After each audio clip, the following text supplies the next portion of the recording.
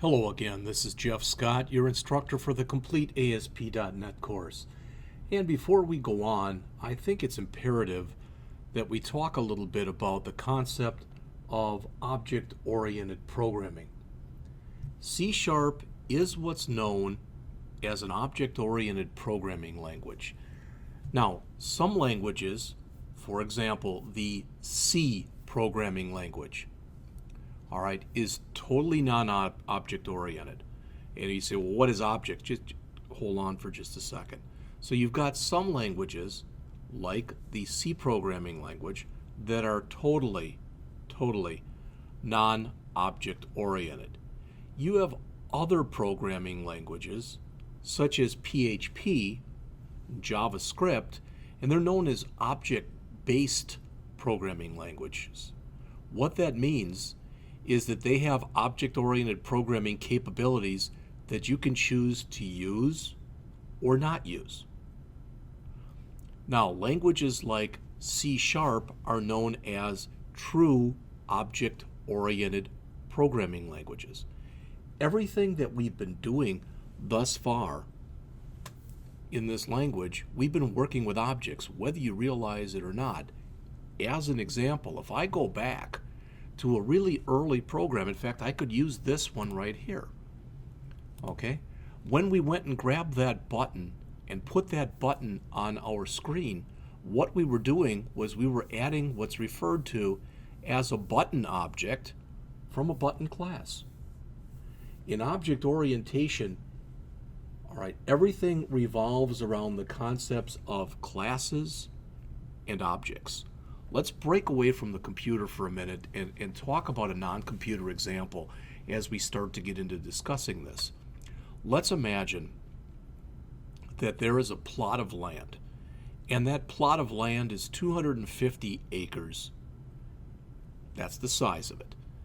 So what you have is some builder comes in and decides that what they're going to do is they're going to put 250 homes up on that 250 acres of land. Each home will be on 1 acre of land. Okay? Now the chances are pretty good that the builder will not just start digging holes right away and filling them up with concrete for the foundation and then just start building houses. Rather, if the builder is a builder with any experience and any smarts, what they will do instead is they will requisition, maybe they'll have an architect come in, and that architect will, let's assume, for example, that the way that these plots of land will be divided is there'll be a house, 5 houses, and then they'll have another row, house, and you'll have 50 rows, each row with 5 houses. So that'd be your 250 houses. And that's how it's going to be set up. Well, if you imagine that the architect decides, well, we're going to have 5 home models. Model 1, Model 2, Model 3, Model 4, and Model 5. And we'll have Model 1 followed by Model 2, followed by Model 3, followed by Model 4, followed by Model 5. That'll be the first row. Then we'll keep repeating that 50 times. Well, what happens then is each one of those blueprints, so to speak, each one of those 5 blueprints that the architect would create would be known as a house class.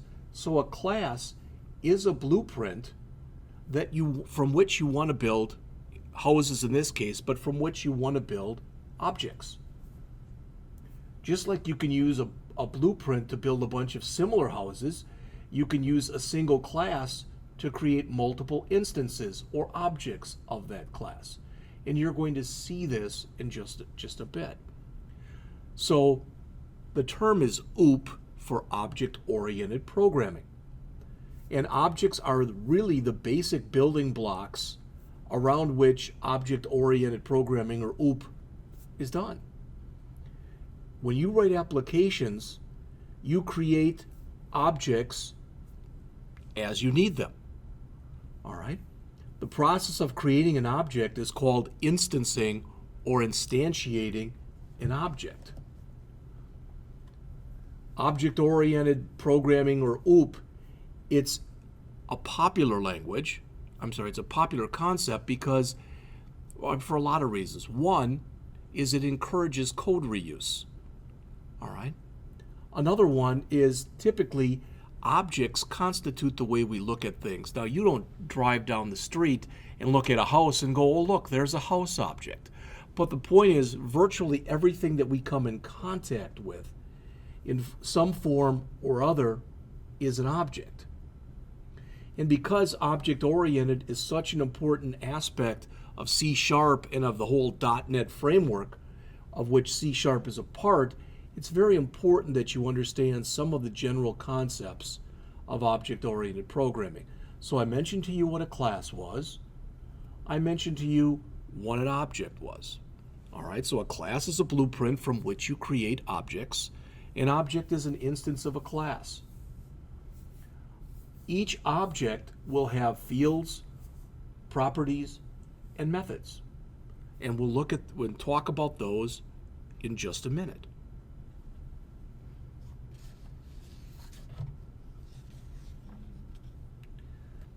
So fields are sometimes called attributes. So imagine for a minute that I created one of these house classes. And I said that each one, so I was going to have 5 different classes. All right. And I decide that as an example, so I'm going to have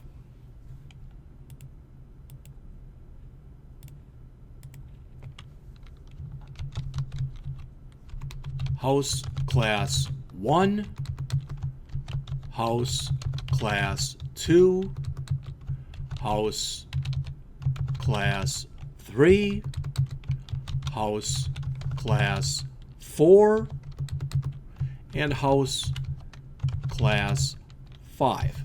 All right. And the first house class, let's say that we decide it's going to be 2 stories. It's going to have 4 bedrooms.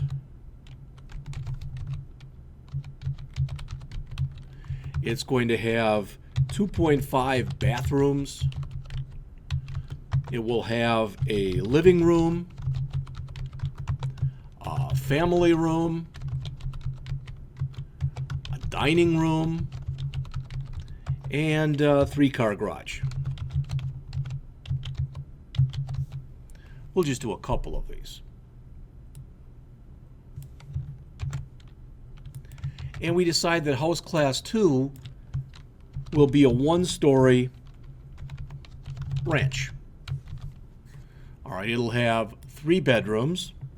It'll have 2 bathrooms. It'll have what we'll call a great room.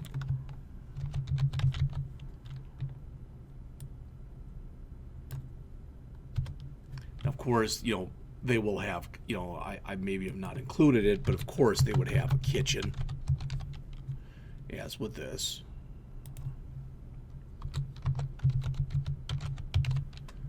All right, and we'll say that'll have a 2-car garage. And let's assume that the price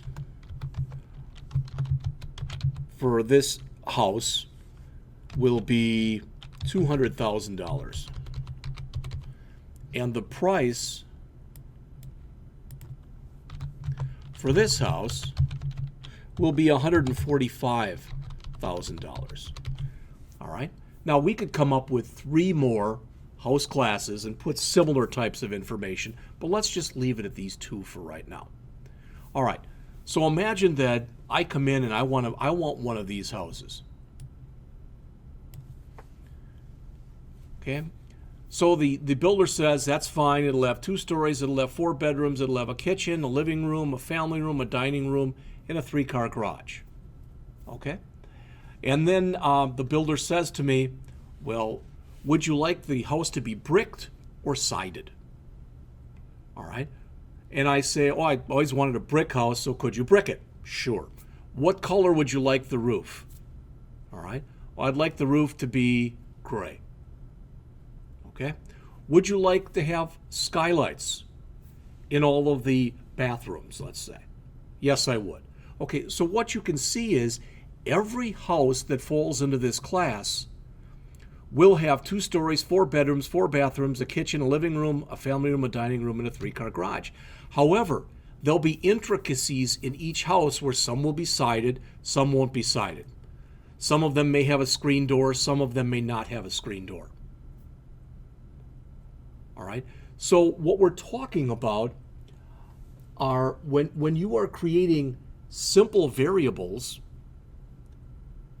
for your class level. So what I'm starting to do right here is I'm starting to create fields or attributes. And these are things that all house class 1s will have, but the values will be different. All right, so if I added something like this, such as house color, siding, or brick. Not every one of these houses is going to be the same color. Not every one of these houses will be sided. Not every one of these houses will be bricked. But every one of these houses will be 2-story, will have 4 bedrooms, will have 2.5 bathrooms, etc. So fields become simple variables that you declare at a class level. Fields contain your data, and they're also referred to as attributes. Now, oftentimes when you're creating fields in a class, you mark those fields and you call them private. You may or may not have noticed this, and I didn't spend really any time going over it previously, but we use the word private here. And if we go up to the top, we've got the word private here, and private here. And here we've got the word protected. And here we've got the word public. The words public and private and protected, when we talk about them in code, they're referred to as access modifiers. If something is available not only in my program here, but other programs can use it, or if I want other programs to be able to use it, I make it public. All right, just like a public figure ideally is supposed to be accessible to everyone, so should, when you create something here and you make it public, so should it be available not only to your program, but to other programs that want to use it. All right, let's skip protected for just a minute and go down to private. Private means that its sphere of influence, or its scope as it's referred to in programming language, only is within this particular program. So public means it's available program-wide and other programs can use it.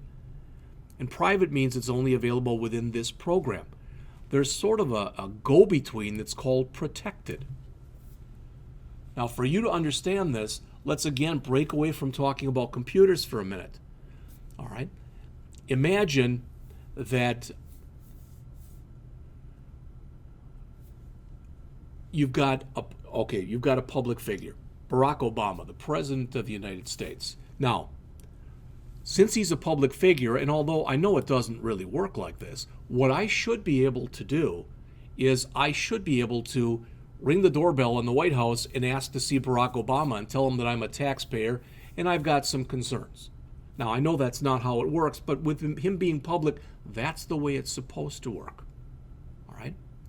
On the other hand, if I go up to somebody that I don't know and ring their doorbell and walk in their house, I'm not supposed to do that. And I'm not supposed to do that because they're private. All right? They have an expectation of privacy.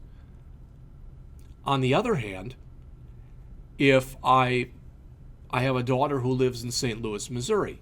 If I go over to St. Louis, go over to her apartment, knock on the door, and if she says, come in, okay, that's kind of protected. All right, so when something is public, it's accessible to all. If something is private, it's limited accessibility.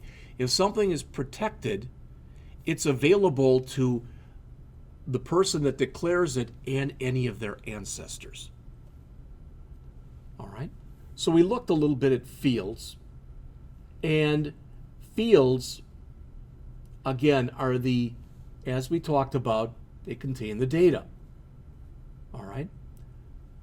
Some of the stuff that we talked about earlier that we looked at in this example probably wouldn't even really be fields, so to speak. They would be more properties. properties of an object are the characteristics that an object has. For instance, forget about houses for a minute and think about people. People have a first name, a last name, and a date of birth. Really, that's a property and it's a field. And you're going to see that as we go into this in just a couple minutes. All right? Now, whereas properties or data or fields constitute the things about an object, all right, methods are what an object can do. So let's look at a person and start thinking about what a person has. Maybe they would have an integer that would represent their height. They would have another integer which represented their weight. They would have a string that represented their gender. Maybe another string that represented their eye color. Another string that represented their hair color. So what I'm doing is I'm starting to create some of the data that would be associated with a person. All right? On the other hand, if I say a person can eat, a person can drink, and a person can sleep, you'll notice that in these cases, I put the name and I put a set of parentheses because I'd have to put in here what they were going to eat, what they were going to drink, how long they were going to sleep. So if properties are things that a class has, its data, its characteristics, methods are a thing that particular class and eventually the object can do, the operations that it can perform, the behaviors that it can perform.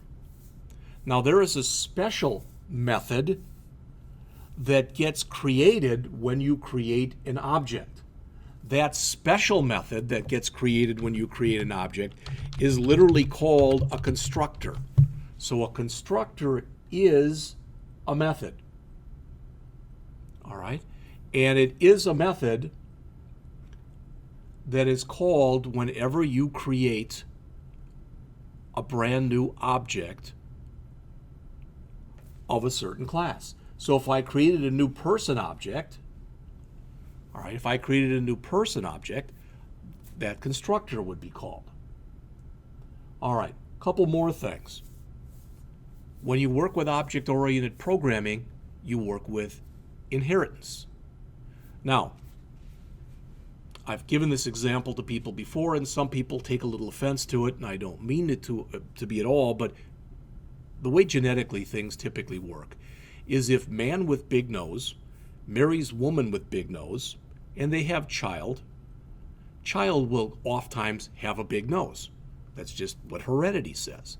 So the child has really, when you think about it, a couple of options. The child can live with a big nose, or the child can get a nose job. But it's not like the child can just take off the nose it has, start putting on other ones, until it finds one that it likes and says, I'm going to use that one. But you sort of can do that with inheritance. So in other words, let's say that I create a class that's called person. Then a person will automatically have a height, a weight, a gender, an eye color, and a hair color. When I create the person, their constructor will be called. A person will be able to eat or drink or sleep. But then let's say later that based on a person, I create an employee class that's based on person. That means that all employees automatically will have a height, a weight, a gender, an eye color, and a hair color. All right, they will be able to eat, drink, and sleep. But employees can do things that a person, regular person, may not be able to do. All right? Work on the job type of thing. There might be other things too. So they inherit things and then they can add on top of that whatever they need. Okay? I want to take a second and go back to what we talked about before. It's so important that I want to make sure people understand it. When you say something in programming like this, in an object-oriented programming language, when you say that it's public, That means that it can be accessed from everywhere, including code from outside of this application. So other applications can go and access anything that's public. When you say something is protected, then only this particular class and any class that inherits from that class will be able to actually use this. Right? Private means a class or member is accessible only within the class that defines it. Now there's something else in C# that's called internal. And internal limits the accessibility of the code to other code within the same assembly. We're not going to talk about that at all right now. And the last thing that I would mention to you on this would be a concept I've mentioned in passing a little bit earlier, and that is the concept of events. ASP.NET is known as an event-driven language. What that means is that your code executes based on events that occur in the application. You've already seen this. Our calculator did not work. It did not work until we went in and clicked the button. We could put values in, but if I put 15 and the plus sign was there and 8, so 15 for the first number, the plus sign for the operation, and 8 for the second number, I didn't get my result of 23 until I clicked the button. Many things in the .NET framework, in C# and the other languages, are capable of raising events. You can add your own events. To be able to handle an event, you need to write an event handler. What does that mean? That's why I double-clicked the button and brought that up. That's the event handler for our button. So what I'm going to do is I'm going to stop right here, come back, and we're going to look at, not the calculator yet, but we'll go through a different simple example of an object-oriented program. Then we'll come back and we'll write the calculator in an object-oriented format.